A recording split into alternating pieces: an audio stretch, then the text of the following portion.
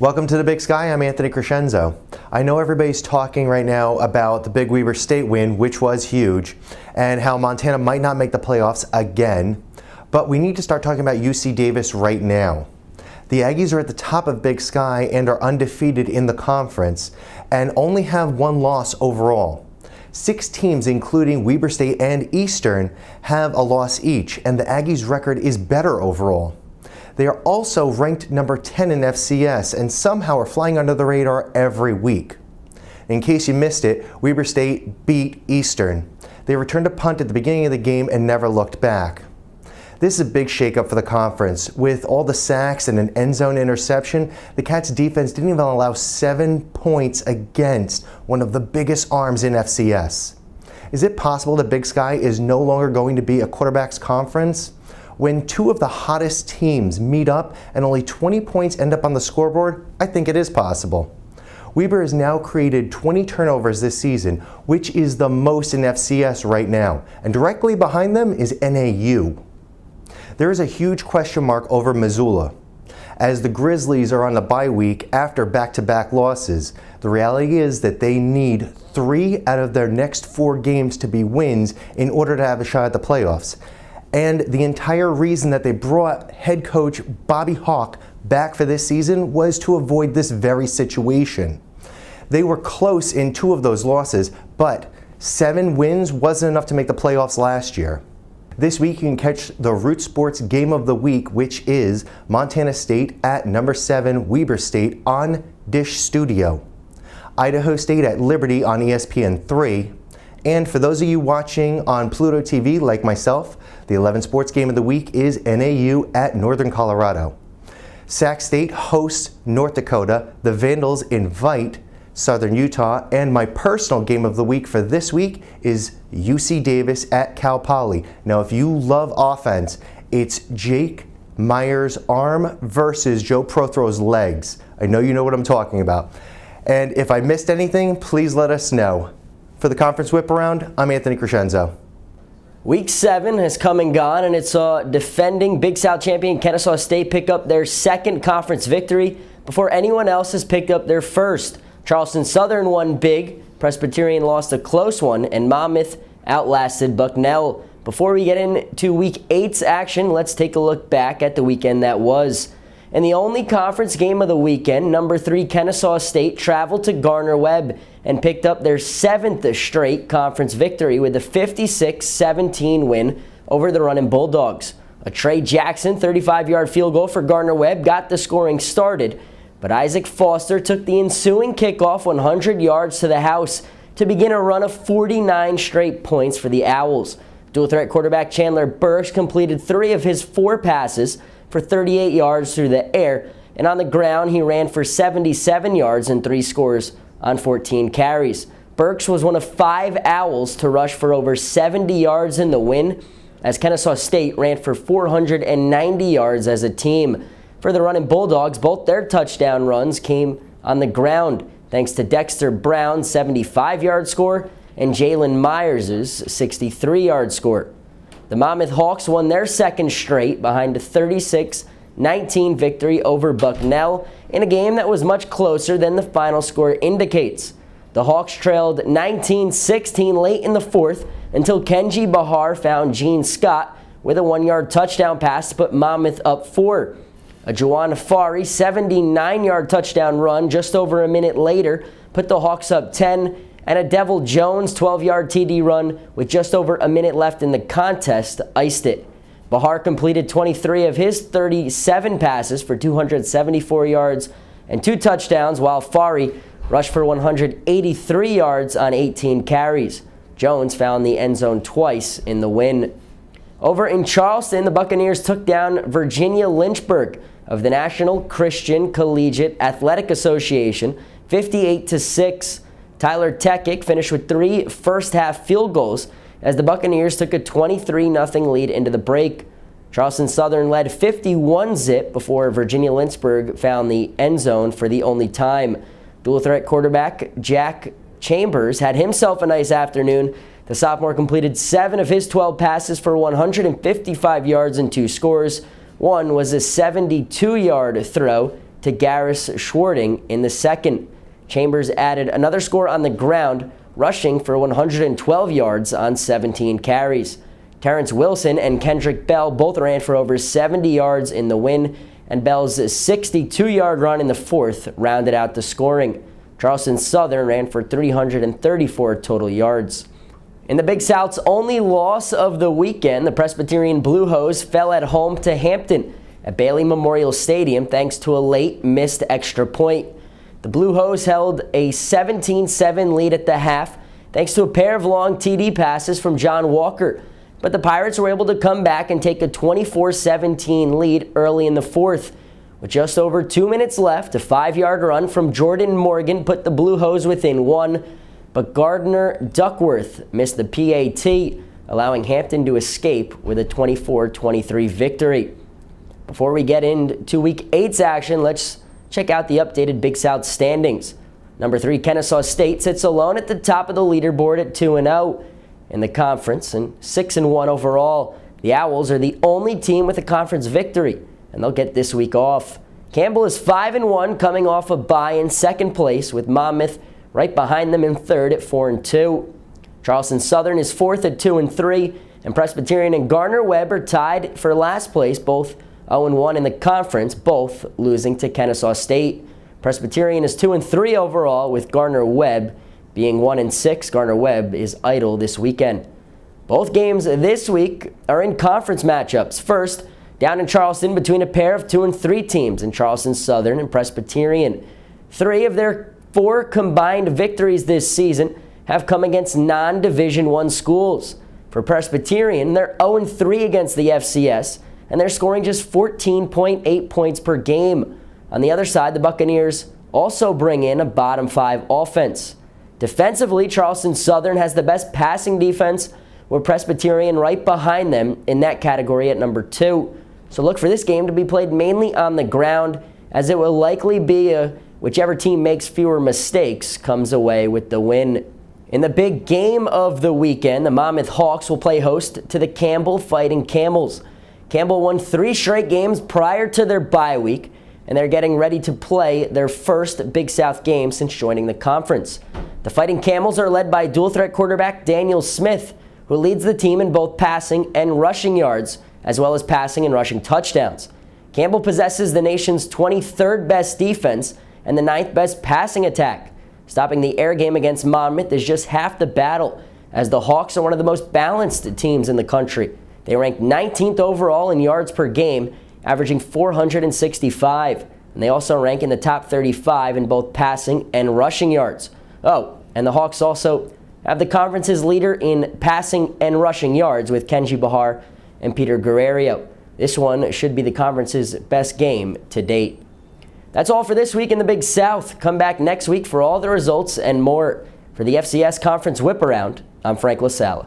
Man, what an upset last week for the North Dakota Fighting Hawks as an FCS independent this year, but they're playing essentially a Big Sky schedule. But you look at North Dakota, North Alabama, and Hampton, all are coming off of victories, and they have big games ahead of them this week. So let's take a look at the rest of the schedule for the FCS independents.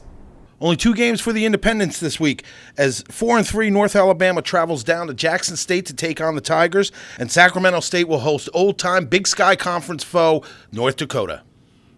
The first half of the FCS season is in the books, and in the MEAC, it went out with a bang. In the FCS Stats Game of the Week, Florida A&M won in a shocking upset over number 10 North Carolina A&T, 22-21. Kicker Yahia Ali was the hero, hitting a 26-yard field goal with 4 seconds left to win the game for the Rattlers. In other action around the conference, Howard crushed Delaware State 55-13, Bethune-Cookman edged South Carolina State 28-26, and Morgan State defeated Savannah State in a defensive struggle 18-11. Taking a look at the standings at the midway point, Florida A&M is in the driver's seat for the Celebration Bowl with a 4-0 conference record, while Howard, A&T, and Bethune-Cookman sit just behind at 2-1, hoping for a chance at the postseason. As the second half of the season kicks off, there are several marquee games in the MEAC. North Carolina Central will head north to face the Spartans of Norfolk State. Delaware State will look for its first win of the season at South Carolina State, while the Howard Bison travel to face Morgan State. But the feature game in the MEAC in Week 8 will feature North Carolina A&T looking to bounce back and keep their postseason hopes alive as they travel to Daytona Beach, Florida to face Bethune-Cookman. For the FCS Conference Whiparound, I'm David Hassagen. What a week we have in the Missouri Valley Football Conference as the Stats FCS Game of the Week preview is between the Illinois State Redbirds and the North Dakota State Bison. So that's not the only big game this week on the schedule in the Valley. Let's take a look at the other games on the schedule and the standings and why this week seems to be a showdown week in the Missouri Valley Football Conference. West Illinois travels down to visit the 4-2 Missouri State Bears. One of these teams is getting their first in-conference win as Indiana State travels to Southern Illinois. South Dakota takes the trip to Youngstown State. The number 2 Jackrabbits will take their show on the road as they travel to number 25 Northern Iowa. And in the Stats FCS Game of the Week, we see number 8 Illinois State travel to the Fargo Dome to take on North Dakota State. Taking a look at the standings in the Missouri Valley, North Dakota State sits atop everyone with a perfect 3-0 record in conference, followed up by Northern Iowa, South Dakota, Illinois State, South Dakota State, and Missouri State, all at 2-1. Western Illinois and Youngstown State both have 1 win in conference, with Indiana State and Southern Illinois still waiting on their first conference win. Hello everyone, it's been a few weeks. Did you miss me? Do you have any idea who I am? A lot's happened in that time. We had some heartbreaking losses and some great victories. And I also gained 3 pounds. Well anyway, there's plenty of drama last week in the NEC. Central Connecticut State ends Bryant's 3-game winning streak by winning their 8th straight NEC game, beating the Bulldogs 48-14. Hines ran for 3 scores as Duquesne beat Robert Morris decisively, 48-24. Sacred Heart was beaten easily by 5-0 Dartmouth, 42-0. Wagner scored with 6 seconds left to come from behind and beat St. Francis 23-22. A big shout out to Ryan Fultz, who has rushed for over 1,000 yards on the season and is the FCS rushing leader. Let's take a look at the standings. Central Connecticut State is 2-0 in the conference. Sacred Heart is 1-0. Bryant has a 2-1 record. Duquesne is 1-1. Wagner's also 1-1. St. Francis is 0-1. And Robert Morris sits at the bottom of the NEC, going 0-3 in the conference with a 1-5 record overall. Let's take a look at this week's matchups. Central Connecticut State hosts Sacred Heart this week. After a great start, the Pioneers are coming off 3 straight losses to Ivy League teams. Last week, they were only able to muster 171 yards of total offense. Meanwhile, the Blue Devils are coming off 2 straight NEC victories. Can Sacred Heart stop Jean-Guillaume, who is coming off a career game rushing for 203 yards? Can Meacham get back on track? After a strong start to the season, he's come back to earth. After losing to the Blue Devils, the Bulldogs travel to 1-5 Fordham.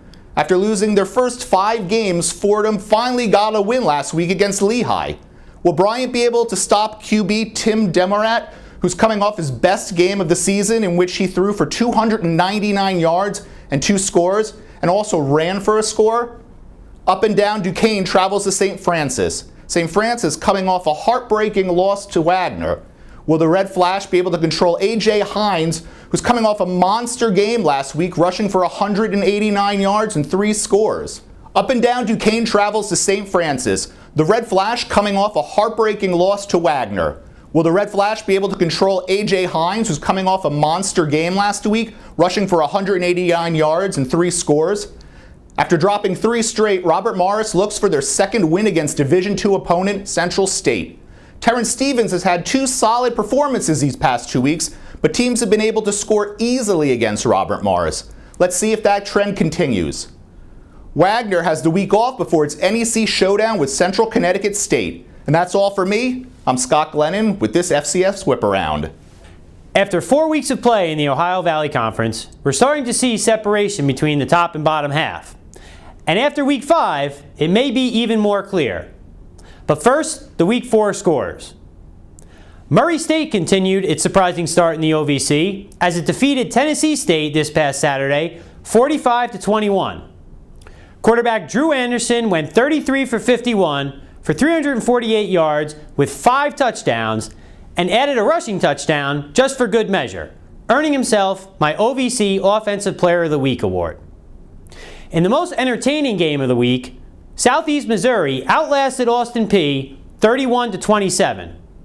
Going into the fourth quarter, Austin Peay held a 13-10 lead, but the teams traded touchdowns on all 5 drives in the final quarter before SEMO finally stopped the Governors on the last drive of the game with a Malik Davis interception on the 15-yard line to seal the victory. The stats and score showed just how even this game was, as Southeast Missouri had 497 total yards to Austin Peay's 455. Both teams had 26 first downs, and SEMO had just 20 seconds more possessing the ball. But the biggest difference was on third down, as the Redbirds were 7 for 16, but the Governors were only 3 for 11. Eastern Kentucky got their second conference victory of the season, winning at UT Martin 35-34. Trailing 34-21, EKU scored with 11 seconds left in the third quarter, then got a big play from Matthew Jackson on the next kickoff as he raced down the field to recover the ball at the Skyhawks 23. From there, Darryl McCleskey Jr. finished the scoring with his second touchdown of the day to give the Colonels the lead. Colonels linebacker Gavin Bryant recorded 11 tackles, a sack, and returned a fumble 43 yards for a score, earning himself my OVC Defensive Player of the Week award. Jacksonville State continued its OVC win streak by beating Eastern Illinois 49-22. Gamecocks wide receiver Josh Pearson had 8 catches for 137 yards and 3 scores. The Panthers' bright spot was Nick Bruno, who went 3 for 3 on his field goals and scored 10 of EIU's 22 points, earning himself my OVC Special Teams Player of the Week award. The Gamecocks stay on top of the standings this week and will visit Cape Girardeau Saturday to take on Southeast Missouri. Murray State will look to keep pace with JSU as it travels to Eastern Kentucky. UT Martin takes on Eastern Illinois, and Tennessee Tech comes off its bye and heads to Nashville to take on Tennessee State. For Football Game Plan's FCS Whiparound, I'm Luke Jackson. All 7 teams in the Patriot League were in action over the weekend. Friday night saw Holy Cross travel to Harvard. Trailing by 16 going into the fourth quarter, Holy Cross came up short, losing a close game 33-31. Fordham marched into Lehigh and downed the Mountain Hawks 43-14. Putting up 22 points in the second quarter, Fordham had this game won by halftime. Bucknell had to travel to Monmouth University for an out-of-conference game, and it did not go well. Monmouth put up 20 points in the fourth quarter and came away with the victory. Georgetown got their second in-conference victory as they took down Lafayette 13-6. The 100th meeting between Colgate and Cornell took place Saturday, and it was quite lopsided. The 13th ranked Raiders shut out Cornell 31-0, their third shutout of the season. The Raiders moved to 6-0 on the season. 5 teams are in action this Saturday as Lafayette travels to Bucknell for a noon contest, and Lehigh will go down to Georgetown for a 2 p.m. start. Fordham will host out-of-conference Bryant at 1 p.m. With all 5 teams only having played 1 or 2 conference matchups, there's still plenty of room for movement in the standings. Both undefeated Colgate and 1-win Holy Cross have the week off. For the FCS Conference Whiparound, I'm Joel Smuss. We had an interesting week in FCS football. In the Pioneer League, we saw Morehead State upset Davidson 35-28. Marist with a fourth quarter comeback to squeak by Jacksonville to keep them winless in the conference. Stetson beat Drake in a close game. Valparaiso demolished Butler 35-17, and in the game of the week, San Diego took down Dayton in a 36-34 shootout. San Diego quarterback Anthony Lawrence passed for 426 yards and 3 touchdowns. However, the story of the day was Dayton rookie Jack Cook, who threw for 432 yards and 4 touchdowns, as well as adding a rushing score. His performance earned him FCS Stats Freshman Player of the Week. A look into the standings, San Diego remains at the top and undefeated in the conference. Stetson, Drake, and Marist are all right behind them with a 2-1 conference record, and followed by 2-2 Dayton and Davidson. Valparaiso, Butler, and Morehead State are behind them at 1-2, with Jacksonville in last and winless in conference play. On Saturday, San Diego looks to keep their 21 conference game winning streak alive against Butler. Drake's top defense is going up against Dayton's high-powered offense.